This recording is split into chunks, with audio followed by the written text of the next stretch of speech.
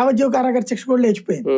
పొరపాటు వాళ్ళు కొట్టినటువంటి సందర్భంలో దాన్ని ఏమంటారంటే అన్లాఫుల్ నిర్బంధం అంటారు అనమాట. చట్ట విరుద్ధమైనటువంటి నిర్బంధం పోలీస్ స్టేషన్ లో ఉంచాలి. కానీ ఇది వాస్తవంగా చెప్పాలంటే రాష్ట్రంలో ప్రస్తుతం పోలీస్ స్టేషన్ లో ఎక్కడా ఎంక్వైరీలు జరగట్లా, ప్రైవేట్ పోలీస్ స్టేషన్స్ కాకపోతే ఇక్కడ చిన్న డౌట్ సార్. ఇప్పుడు ఏం చెప్పిందంతా బానే ఉంది. అతను చనిపోయిన తర్వాత బస్ స్టాండ్ లో తీసుకెళ్లి వదిలేశారు. తర్వాత అక్కడి నుంచి ఎవరో కంప్లైంట్ చేస్తే వచ్చి చూసి ఒక అనాథ శవం అని చెప్పి తీసుకెళ్లి అప్పుడు దాన్ని కాల్చి బూడి చేశారండి. నిజంగా ఇలా ఒక అనాథ శవం దొరికితే పోలీసులు డైరెక్ట్ గా తీసుకెళ్లి కాల్చి బూడిద చేస్తారా? పైగా ఇతని మీద ఒక 23 కేసులు ఉన్నాయి.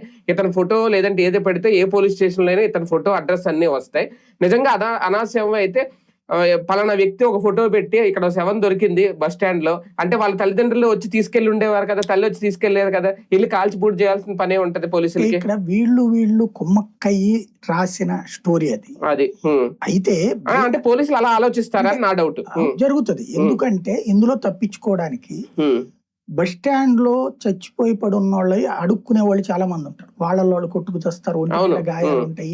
బస్ స్టాండ్ రైల్వే స్టేషన్ లో ఇట్లాంటి చావులు చాలా. నిజంగా వాళ్ళది అసలు పోస్ట్ మార్టం కూడా చేయరు, పోస్ట్ మార్టం కూడా చేయరు. తీసుకెళ్లేసి శవాన్ని తగలబెట్టేస్తారు. అదేంటంటే బస్ స్టాండ్ లో అయితే బస్ స్టాండ్ కి సంబంధించిన మేనేజరు, రైల్వే స్టేషన్ అయితే స్టేషన్ మాస్టర్ మా దగ్గర సో శవం పడుందండి అని చెప్తే పోలీసులు ఇంకొకటి ఏం చేయరు, తీసుకెళ్లి తగలబెట్టేస్తారు. బ్లడ్ ఉన్నప్పుడు సహజంగా చేయించుతారు. సాధారణంగా బ్లడ్ ఉన్నప్పుడు ఎందుకైనా మంచిదని చేయించాలి యాజ్ పర్ నామ్.